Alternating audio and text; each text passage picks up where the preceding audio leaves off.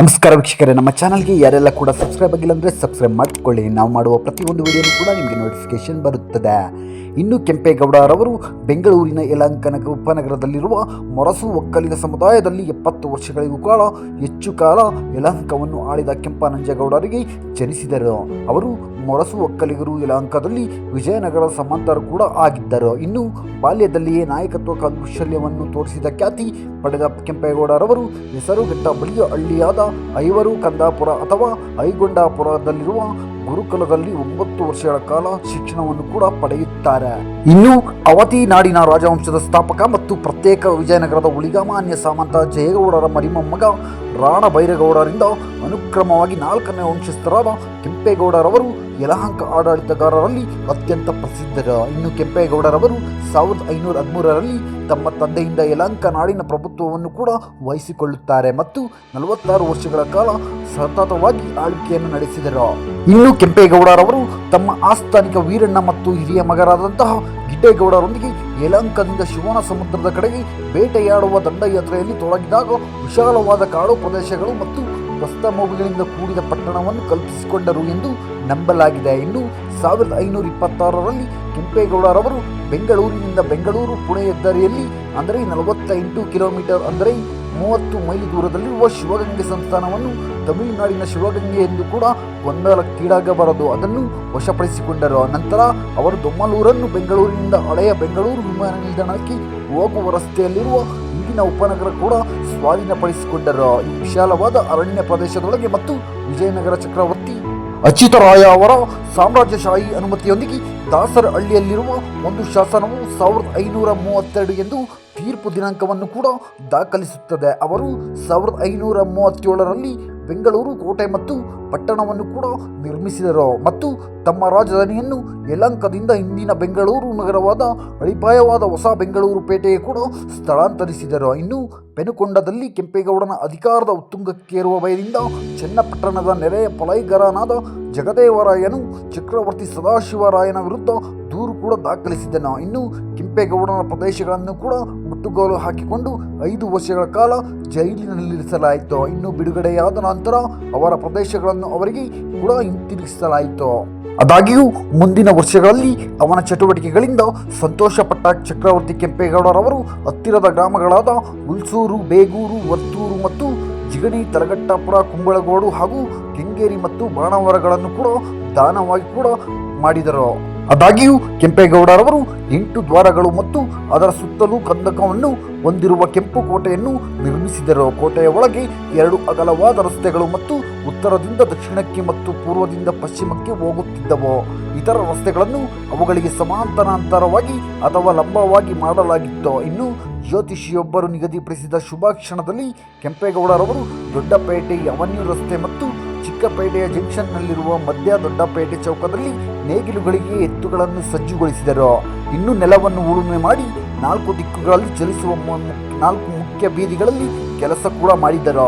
ಒಂದು ಹಲಸೂರು ಗೇಟ್ನಿಂದ ಸೊಂಡೆಕೊಪ್ಪ ರಸ್ತೆಗೆ ಪೂರ್ವದಿಂದ ಪಶ್ಚಿಮಕ್ಕೆ ಕೂಡ ಚಲಿಸುತ್ತದೆ ಮತ್ತು ಇನ್ನೊಂದು ಯಲಹಂಕ ಗೇಟ್ನಿಂದ ಉತ್ತರದಿಂದ ದಕ್ಷಿಣಕ್ಕೆ ಚಲಿಸುವ ಕೋಟೆಗೆ ಚಲಿಸುತ್ತದೆ. ಈ ರಸ್ತೆಗಳು ಕ್ರಮವಾಗಿ ಪ್ರಸ್ತುತ ನಗರದ ಪೇಟೆ ಮತ್ತು ಚಿಕ್ಕಪೇಟೆ ಮತ್ತು ದೊಡ್ಡಪೇಟೆ ಬೀದಿಗಳು ಮತ್ತು ಬ್ಲಾಕ್ಗಳನ್ನು ವ್ಯಾಪಾರ ಅಥವಾ ನಿವಾಸಗಳು ಇತ್ಯಾದಿಗಳಿಗೆ ಉದ್ದೇಶಕ್ಕಾಗಿ ಗುರುತಿಸಲಾಗಿದೆ ಮತ್ತು ದೊಡ್ಡಪೇಟೆ, ಚಿಕ್ಕಪೇಟೆ, ನಗರದ ಪೇಟೆ ಬೀದಿಗಳು ಸಾಮಾನ್ಯ ಸರಕುಗಳ ಮಾರಾಟಕ್ಕಾಗಿದ್ದವು. ಇನ್ನು ಹಳ್ಳೆಪೇಟೆ, ಹತ್ತಿ ಮತ್ತು ತರಗುಪೇಟೆ, ಅಕ್ಕಿಪೇಟೆ, ರಾಗೆಪೇಟೆ, ಬಳೆಪೇಟೆ ಮತ್ತು ಇತ್ಯಾದಿಗಳು ಕ್ರಮವಾಗಿ ಹತ್ತಿ, ಧಾನ್ಯಗಳಾದಂತಹ ಅಕ್ಕಿ, ರಾಗಿ ಮತ್ತು ಬಳೆಗಳಂತಹ ಸರಕುಗಳ ಮಾರಾಟಕ್ಕಾಗಿದ್ದವು. ಇನ್ನು ಕುರುಬರಪೇಟೆ, ಕುಂಬಾರಪೇಟೆ, ಗಾಣಿಗರಪೇಟೆ, ಸಿದ್ದಪೇಟೆ ಇತ್ಯಾದಿಗಳು ಕೂಡ ವ್ಯಾಪಾರ ಮತ್ತು ಸರಕುಗಳ ವಸೂಲಿಗಳಿಗೆ ಮತ್ತು ಕುರುಬ, ಕುಂಬಾರ, ಗಾಣಿಗ, ಉಪ್ಪಾರ ಜಾತಿಗಳ ನಿವಾಸಗಳು ಕೂಡ ಮತ್ತು ಅವರ ಕುಶಲಕರ್ಮಿಗಳನ್ನು ಕರೆತಂದು ಅವರು ತಮ್ಮ ವೃತ್ತಿಗಳನ್ನು ಮುಂದುವರಿಸಲು ಸಾಧ್ಯವಾಗುವಂತೆ ಅವರನ್ನು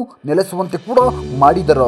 ಇನ್ನು ಕೋಟೆಯ ಉತ್ತರ ಯಲಹಂಕ ದ್ವಾರದಲ್ಲಿ ಸ್ಟೇಟ್ ಬ್ಯಾಂಕ್ ಆಫ್ ಮೈಸೂರಿನ ಪ್ರಸ್ತುತ ಪ್ರಧಾನ ಕಚೇರಿಯ ಬಳಿ ಇರುವ ವಿನಾಯಕ ಮತ್ತು ಆಂಜನೇಯ ದೇವಾಲಯಗಳನ್ನು ನಿರ್ಮಿಸಲಾಯಿತು. ದೊಡ್ಡ ಬಸವಣ್ಣನ ಗುಡಿ, ಬುಲ್ ಟೆಂಪಲ್ ಮತ್ತು ಅದರ ನೆರೆಹೊರೆಯಲ್ಲಿ ದೊಡ್ಡ ವಿನಾಯಕ ಮತ್ತು ದೊಡ್ಡ ಆಂಜನೇಯ ಮತ್ತು ವೀರಭದ್ರ ದೇವಾಲಯಗಳನ್ನು ಸಹ ಕೋಟೆಯ ಹೊರಗೆ ದಕ್ಷಿಣ ಭಾಗದಲ್ಲಿ ನಿರ್ಮಿಸಲಾಯಿತು. ಇನ್ನು ಗವಿ ಗಂಗಾಧರೇಶ್ವರ ದೇವಾಲಯವನ್ನು ಸಹ ಕೆಂಪೇಗೌಡರವರು ನಿರ್ಮಿಸಿದರು. ಇನ್ನು 1ನೇ ಕೆಂಪೇಗೌಡರವರು ದೇವಾಲಯಗಳು ಮತ್ತು ಸರೋವರಗಳ ನಿರ್ಮಾಣವನ್ನು ಪ್ರೋತ್ಸಾಹಿಸಿದರು ಮತ್ತು ಪ್ರತಿ ದೇವಾಲಯದ ಸುತ್ತಲೂ ಕೂಡ ವಸತಿ ವಿನ್ಯಾಸಗಳು ಅಥವಾ ಅಗ್ರಹಾರಗಳನ್ನು ಕೂಡ ಆಯೋಜಿಸಿದರು. ಇನ್ನು ಮಣ್ಣಿನ ಕೋಟೆ ಮತ್ತು ಹಲವಾರು ದೇವಾಲಯಗಳು ಮತ್ತು ಸರೋವರಗಳ ನಿರ್ಮಾಣವನ್ನು ಬೆಂಗಳೂರಿನ ಹಳ್ಳಿಯಿಂದ ವೈದಿಕ ಸಂಪ್ರದಾಯಗಳ ಆಧಾರದ ಮೇಲೆ ಸಂಸ್ಕೃತಿಯ ಕೇಂದ್ರವಾಗಿ ಕೂಡ ಪರಿವರ್ತಿಸಿತು. ನಂತರ ಪಟ್ಟಣಕ್ಕೆ ನೀರು ಸರಬರಾಜು ಮಾಡಲು ಕೋಟೆಯ ಸುತ್ತಲಿನ ಕಂದಕಕ್ಕೆ ಮತ್ತು ಬೆಳೆಗಳಿಗೆ ನೀರಾವರಿಗಾಗಿ ಟ್ಯಾಂಕ್ಗಳನ್ನು ಕೂಡ ನಿರ್ಮಿಸಲಾಯಿತು. ಇನ್ನು ಕೋಟೆಯ ಒಳಗೆ ಅಲಂಕರಿಸಿದ ಗ್ರಾನೈಟ್ ಕಲ್ಲುಗಳಿಂದ ಸುತ್ತುವರೆದ ದೊಡ್ಡ ಕೊಳವನ್ನು ಕೂಡ ಅಗೆದು ನಿರ್ಮಿಸಲಾಯಿತು. ಈಗ ಶ್ರೀಕೃಷ್ಣರಾಜೇಂದ್ರ ಮಾರುಕಟ್ಟೆಯ ನೈಋತ್ಯ ಮೂಲೆಯಲ್ಲಿದೆ. ಈ ಪಟ್ಟಣಕ್ಕೆ ನೀರು ಪೂರೈಸುವ ಧರ್ಮ ಮಾಂಬುದಿ ಟ್ಯಾಂಕ್ ಈಗ ಸುಭಾಷ್ ನಗರ BMTC ಬಸ್ ನಿಲ್ದಾಣ ಮತ್ತು KSRTC ಬಸ್ ನಿಲ್ದಾಣದ ನಗರ ರೈಲ್ವೆ ನಿಲ್ದಾಣದ ಮುಂದೆ ಗವಿಪುರ ಗುಟ್ಟಳ್ಳಿಯಲ್ಲಿ ಕೆಂಪಾಂಬುದಿ ಟ್ಯಾಂಕ್ ರಣಬೈಗೌಡರ ಕುಟುಂಬದ ದೇವತೆ ದೊಡ್ಡಮ್ಮ ಅಥವಾ ಕೆಂಪಮ್ಮ ಅವರ ಹೆಸರನ್ನು ಕೂಡ ಇಡಲಾಗಿದೆ ಮತ್ತು ನೀರಾವರಿಗಾಗಿ ಉದ್ದೇಶಿಸಲಾದ ಇಗಂಬುದಿ ಟ್ಯಾಂಕ್ ಈಗ ಶ್ರೀಕಂಠೀರವ ಕ್ರೀಡಾಂಗಣಗಳನ್ನು ಸಹ ನಿರ್ಮಿಸಲಾಯಿತು. ಈ ನೀರಾವರಿ ಸೌಲಭ್ಯಗಳು ಕೃಷಿ ಮತ್ತು ತೋಟಗಾರಿಕೆಗೆ ಹೆಚ್ಚಿನ ಉತ್ತೇಜನ ನೀಡಿತು ಮತ್ತು ತೋಟಗಳನ್ನು ಮತ್ತು ಹಣ್ಣಿನ ಬೆಳೆಗಳ ತೋಪುಗಳನ್ನು ಬೆಳೆಸಲು ಪ್ರೋತ್ಸಾಹಿಸಿದವು. ಹೌದು, ಕೆಂಪೇಗೌಡರವರು ಸುಮಾರು 46 ವರ್ಷಗಳ ಕಾಲ ಆಳ್ವಿಕೆ ನಡೆಸಿ 1569ರಲ್ಲಿ ನಿಧನರಾದರು. ಅವರ ಸಮಾಧಿಯ ಮೇಲಿರುವ 16ನೇ ಶತಮಾನದ ಕನ್ನಡ ಶಿಲಾಶಾಸನವು ಕುಣಿಗಲ್ನಿಂದ ಹಿಂತಿರುಗುವಾಗ ಮಾಗಡಿಯ ಕೆಂಪಾಪುರ ಎಂಬ ಹಳ್ಳಿಯಲ್ಲಿ ವಿವಾದವನ್ನು ಬಗೆಹರಿಸಿದ ನಂತರ ಸ್ಥಳದಲ್ಲಿ ನಿಧನರಾದರು ಎಂದು ಕೂಡ ಘೋಷಿಸುತ್ತದೆ. ಇನ್ನು ಕೆಂಪೇಗೌಡರ ಸಮಾಧಿಯನ್ನು ಮಾರ್ಚ್ 2, 2015ರಂದು ಕಾಲೇಜು ಅಧಿಕಾರಿಯಿಂದ ಇತಿಹಾಸಕಾರರಾಗಿ ಪರಿವರ್ತನೆಗೊಂಡ ಪ್ರಶಾಂತ್ ಮರೂರ್ ಅವರು ಕೆಂಪಾಪುರದಲ್ಲಿ ಕಾರು ಚಲಾಯಿಸುತ್ತಿದ್ದಾಗ ಆಕಸ್ಮಿಕವಾಗಿ ಕಂಡುಕೊಂಡರು.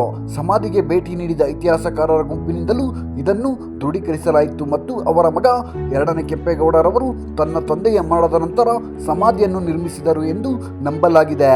ದೃಢೀಕರಣ ನಂತರ ಮರೂರ್ ಒಂದು ಲೇಖನ ಪತ್ರವನ್ನು ಬರೆದರು. ಅದು ಸೆಪ್ಟೆಂಬರ್ 3, 2015ರಂದು ವಿಜಯವಾಣಿಯಲ್ಲಿ ಕೂಡ ಪ್ರಕಟವಾಗಿತ್ತು.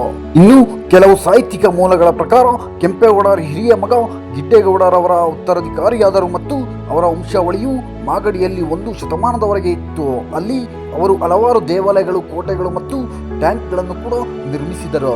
ಇನ್ನು ನೆಲಪಟ್ಟಣ ಭೂಗತ ಪಟ್ಟಣವನ್ನು ಸಾವನದುರ್ಗದ ಆಯಕಟ್ಟಿನ ತಪ್ಪಲಿನಲ್ಲಿ ನಿರ್ಮಿಸಲಾಯಿತು. ಇದು ತನ್ನ ನಗರವಾಸಿಗಳನ್ನು ನೆರೆಯ ಆಕ್ರಮಣಗಳಿಂದ ರಕ್ಷಿಸಲು ನಿರ್ಮಿಸಲಾಯಿತು. ಆದಾಗ್ಯೂ 1728ರಲ್ಲಿ ಮೈಸೂರು ಸಾಮ್ರಾಜ್ಯದ ಸೇನಾಧಿಪತಿ ಆದಂತಹ ದಳ್ವಾಯಿ ಹೈದರ್ ಅಲಿ ರವರು ಕೆಂಪೇಗೌಡರ ವಂಶದ ಆಡಳಿತಗಾರನನ್ನು ಸೋಲಿಸಿ ಆ ರಾಜ್ಯವನ್ನು ತನ್ನ ವಶಕ್ಕೆ ಕೂಡ ಸೇರಿಸಿಕೊಂಡರು. ಇದಾದ ನಂತರ ಆಡಳಿತಗಾರರನ್ನು ಮುಗಿಸುವವರೆಗೂ ಶ್ರೀರಂಗಪಟ್ಟಣದಲ್ಲಿ ಕೂಡ ಬಂಧಿಸಲಾಯಿತು. ಇನ್ನು ಕುಟುಂಬ ಸದಸ್ಯರನ್ನು ಮಾಗಡಿಯ ಹುಲಿಕಲ್ ಗ್ರಾಮಕ್ಕೆ ಕೂಡ ಸ್ಥಳಾಂತರಿಸಲಾಯಿತು. ಇತರ ಕೆಲವು ಕುಟುಂಬದ ಸದಸ್ಯರಿಗೆ ದಿವಾನ್ ಪೂರ್ಣಯ್ಯನವರು ಇಂದಿನ ತಮಿಳುನಾಡಿನ ಹೊಸೂರಿನಲ್ಲಿ ಜಾಗೀರ್ಗಳು ಅಥವಾ ಭೂ ಅನುದಾನಗಳನ್ನು ಉಡುಗೊರೆಯಾಗಿ ನೀಡುವ ಮೂಲಕ ಪಿಂಚಣಿ ಕೂಡ ನೀಡಿದರು. ಅಲ್ಲಿ ರೈತರ ವಂಶಾವಳಿ ಕೂಡ ಮುಂದುವರೆದಿದೆ. ವೀಕ್ಷಕರೇ, ಹೌದು, ಈ ವಿಡಿಯೋ ಇಷ್ಟ ಆದಲ್ಲಿ ದಯವಿಟ್ಟು ನಮ್ಮ ಚಾನಲ್ಗೆ ಸಬ್ಸ್ಕ್ರೈಬ್ ಮಾಡ್ಕೊಳ್ಳಿ ಅಂತ ಹೇಳ್ತಾ ನಮಸ್ಕಾರ.